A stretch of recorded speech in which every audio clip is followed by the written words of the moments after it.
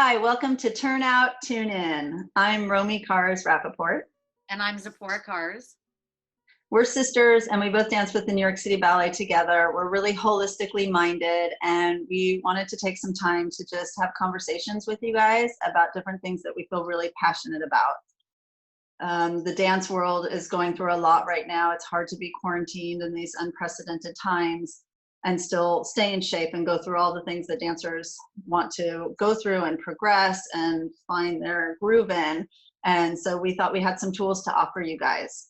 So we wanted to start out just talking about turnout because it's a really important subject for a dancer.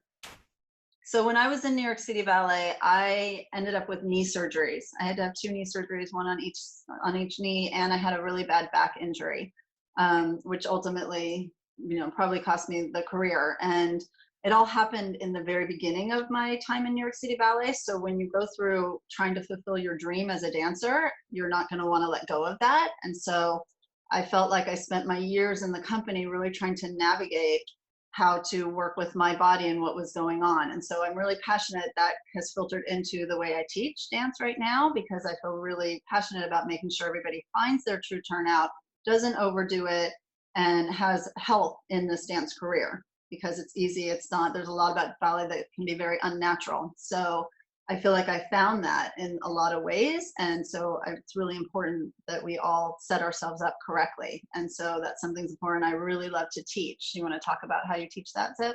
Yeah, well, I think also for me, what I want to add to that, so I'm a person with type 1 diabetes. I was diagnosed my 3rd year in the New York City Ballet.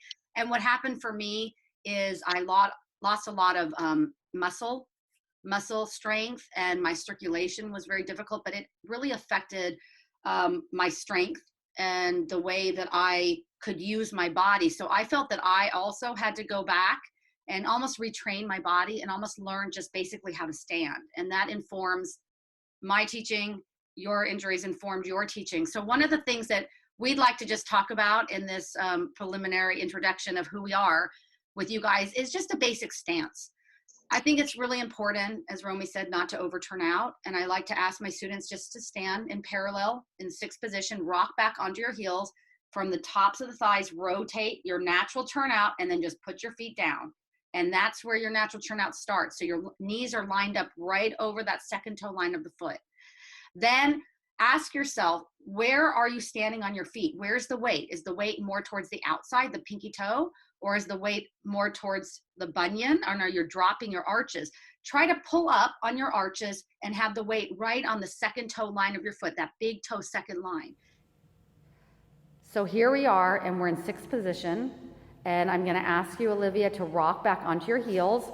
Now rotate from the tops of your thighs equally and put the feet down. That's right, that's your natural turnout. Now I wanna work from here. This doesn't mean you're always gonna work in this position. In class, most often, you're gonna try to really turn out as much as you can without overturning out.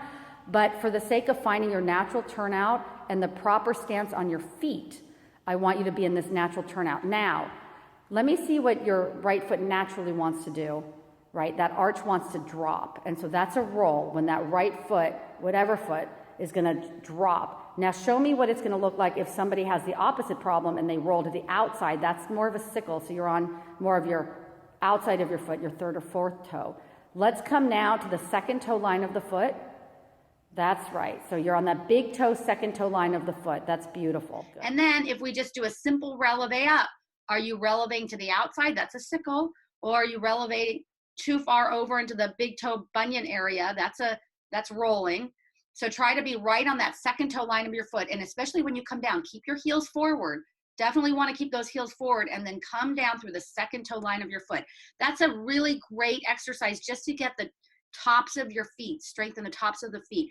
The more we can strengthen the tops of our feet, the less our ankles are going to be unstable when we stand on them in everything that we do. Now I'm going to ask you to releve up, Olivia. So let's releve up to demi-point. Good. Now come down and just let that right foot do what it usually wants to do. So see how it rolled. It went right towards the bunion and it pronated. So what we want you to do is rise up again. Now I want you to be conscious of engaging the top of your foot as you roll down and hold it so that arch doesn't roll into that position. That's right. So you come down right onto that second toe line of the foot. That was lovely.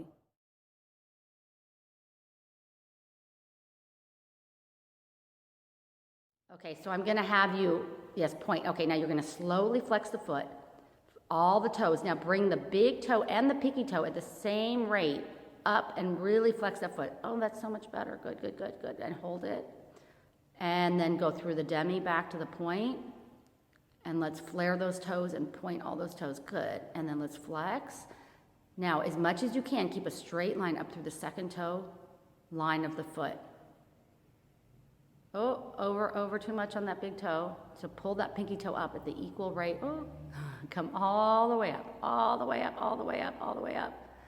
That's right, and go back to the to the demi and to the point. Okay, good. So my ankles were very weak and wobbly, so I was injuring my feet a lot. So a doctor gave me this exercise in order to get the tops of my feet strong so that my feet weren't so wobbly and I was less prone to getting injured. So we're gonna stand up against a wall or a mirror as we are here, and we're gonna stand a little bit away, and then we're gonna be shoulder widths apart in our feet. Now we're just gonna lift the toes up off the floor and flex our feet. Try to keep them straight.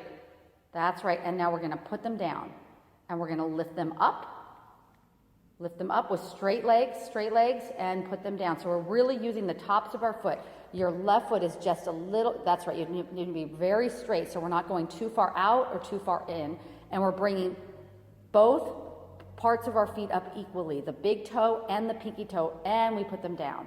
And we lift them up, and we put them down. That's right, so we're working that tops of the foot. That's right, this doctor told me to do 100 of these a day. Not all in one session, but let's say you do 20 at one time, 20 at another time. He said to stretch your calves a lot. Now, I never, ever got to 100, but I did get to, let's say, 30 or 40, and this will get the tops of the feet very strong. We don't want to go to the outside of this foot. Come all the way up. No, that's to the outside. Come right up on the second toe line of your foot. So right on the second toe line of your foot, and then we put them down. That's right. Yeah, and that's such a great foundation. So from there, then you can really energize and plug in up your legs, right? And coming up into the sit bones and finding the turnout. So rather than just copying, so often in ballet we're looking and then we're just putting our bodies in these positions. So rather than just copying it, being able to really feel that strong foundation and then engage into that turnout.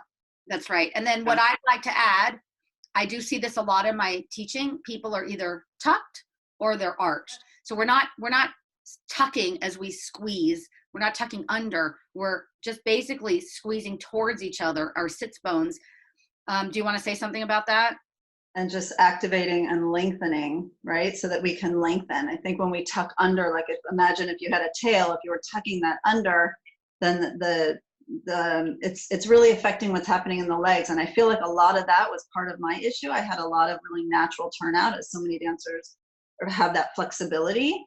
But with the tucking, then I was really straining the line that went down into my knees and my legs. And that's what kept causing my knees to be tracking the wrong way, which ultimately led to me having to have those surgeries. So I think the length is so important. So as you're doing these bars at home and you guys are working, to really just feel where your weight is and how you're placing yourself. And then kind of really plug in. Like when I teach, I talk to my students about, we have these lights, you know, in our houses, and we have that switch. And how do you, when you switch that on, how does the switch that you touch on the wall go all the way up there? There's some wiring on the inside that activates and turns that on.